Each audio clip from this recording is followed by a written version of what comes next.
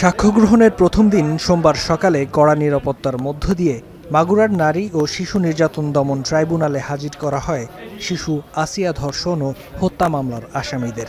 আসেন ভুক্তভোগীর পরিবার ও স্বজনরাও। সকাল 10:30টার দিকে শুরু হয় সাক্ষ্য গ্রহণ। প্রথম দিন আদালতে সাক্ষ্য দেন মামলার বাদী আসিয়ার মা আয়েশা খাতুন ও দুই প্রতিবেশী। বান্ডেল থাকলে প্রতি সেনমানিতে টাকা বাঁচবে। বিকাশ সেনমানি বান্ডেল কিনে জিতুন প্রতি লেনদেনে। এই মামলায় মোট 36 জন সাক্ষীর সাক্ষ্য নেওয়া হবে। আমি ইটু শেখার ফাঁসি চাই এবং তার যে দুটো ছেলে তার বউ সহযোগিতা করেছে। আমি সরকারের কাছে আবেদন যে শাস্তি দেয় সেইটাই জন্য তাড়াতাড়ি দেয় এবং দ্রুত কার্যকর জন্য শেষ করে। তবে মামলার শুরু থেকে আসামি পক্ষের কোনো আইনজীবী না থাকায় আজ লিগ্যাল এইডের মাধ্যমে আসামিদের আবেদনের প্রেক্ষিতে অ্যাডভোকেট সোহেল আহমেদকে নিয়োগ দেওয়া হয়। সোমবার প্রধান আসামি হিটু শেখ সহ 3 জনের সাক্ষ্য নেয়ার কথা রয়েছে বলে জানান বাদীপক্ষের আইনজীবী।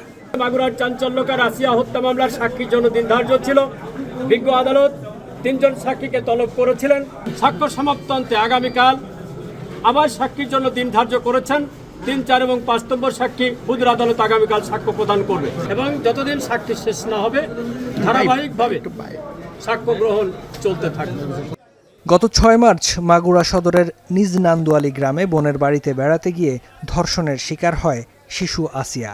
7 দিন চিকিৎসাধীন থাকার পর 13 মার্চ রাজধানীর সম্মিলিত সামরিক হাসপাতালে মৃত্যু হয় তার।